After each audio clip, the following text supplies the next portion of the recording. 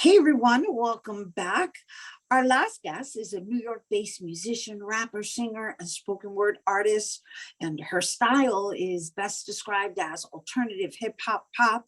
She's been featured in American Songwriter, Hip Hop DX, Earmilk, and more. She was recently named a finalist in the 2021 International Songwriting Competition for her song "Follow Me," and her works have been called raw, honest, and affecting, with a goal of having her lyrics change perceptions on mental health and addiction. Here now to share more is rapper, singer, and spoken word artist Vala. Hi, welcome. Hi, thank you so much for having me. Well, thank you for using your artistry as a means of providing this advocacy, this much needed advocacy in the world we are living in.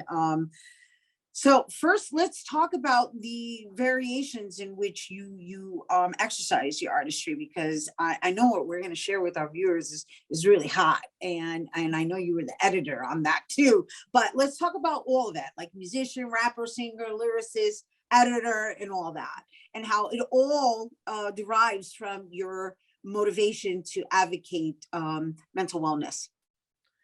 Yeah, I think that,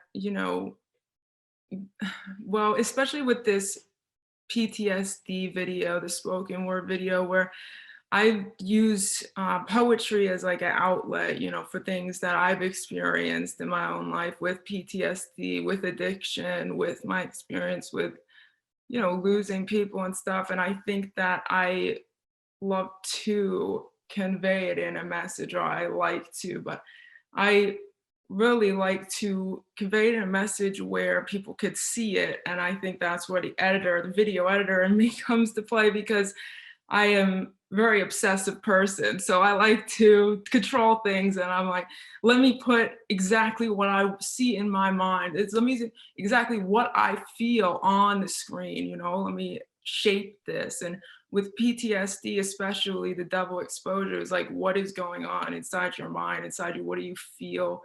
These are images of like fire, the matrix, all these things that you feel maybe on a daily basis with mental health, no matter what you're going through. With mental health, depression, anxiety, sometimes you feel like you're on fire, you're in the snow and it's freezing. And I wanted to show that, there in a kind of an abstracty way, but yeah. So. Yeah.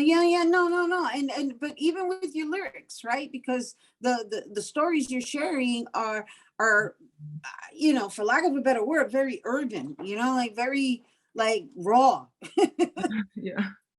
And so you're very open about having recovered from a heroin addiction, right? And so how is it that your artistry has served as your comfort, how it's almost like your protector, your means of basically having an outlet to release? Yeah, well, I think with heroin addiction specifically, and all types of addiction, but in my experience, my drug of choice was heroin. And I like to be open. I've, 3 years clean and sober, and I like to be open about this because I think that's the only way to be when it comes to addiction. I think that, it's extremely important. And for me, writing and all this, writing stuff, like I was thinking about this the other day, actually, to go on a side note, but it relates. I was like writing a song, and I had taken a break, and I came back to listen to the mix, and I was like, all of a sudden I heard the synths and stuff, and I relaxed. Like it was like I could feel it just like toning the edge of what I was feeling like off. And I was like, wow, this is, for a lot of reasons, people use, heroin and drugs in the same sort of capacity, but obviously it takes you down a different path. It's like, if you could feel this, you could feel it, because this is music making you feel good. This is something that drugs could never do. You know what I mean? This is something that goes so far beyond that, because it taps into, like sort of, it's a universal thing you're tapping. It is a universal thing. I think the word you're looking for is euphoria. It's euphoric. Yeah. That's the word you're looking for, right? Yeah, exactly.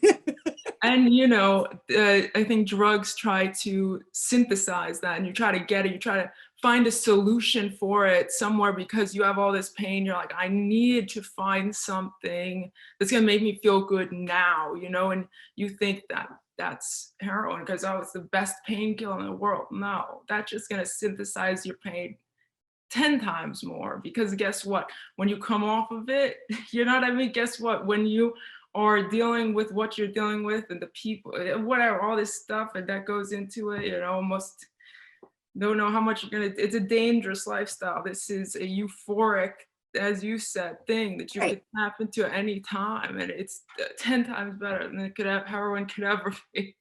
Yeah, well, congratulations on coming to terms with what it really matters, right? Because everything in life is a choice, and the fact that you've chosen to really dive into your artistry and your writing and your singing and your editing and just artistry as a whole, and then being authentic about it, right? Even in what the way you're sharing right now, that to me, it's bravery. It's bravery to come and say, you know what, this is who I was and this is who I am now. And these are my strong points, these are my weak points, but check this out. This is what is really, this is where it's really at, which is what you're sharing with us, right? Yeah. And but it takes something to even get to that point.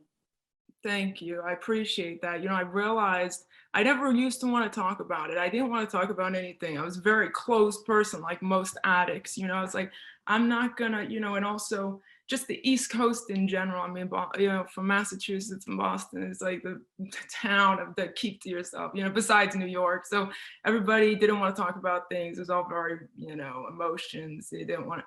And I got to a point where I Suppressed realized, emotion, yeah, suppressed emotions to leading to self-medicinal outcomes, right? yeah, This is me trying to just like, skim through it because at the end of the day, really, I think what you have evolved into is this really captivating artist. And I can't thank you enough for being open, and in addition to that, for choosing to serve as an advocate for suicide prevention, to the point that you guys, this is all the time we have with Vala. I know we can go on longer, but you definitely don't want to go anywhere because the video that she produced that we're about to air, it's going to really sum up everything that we've been discussing. So don't go anywhere because when we return, Vala's going to perform for us.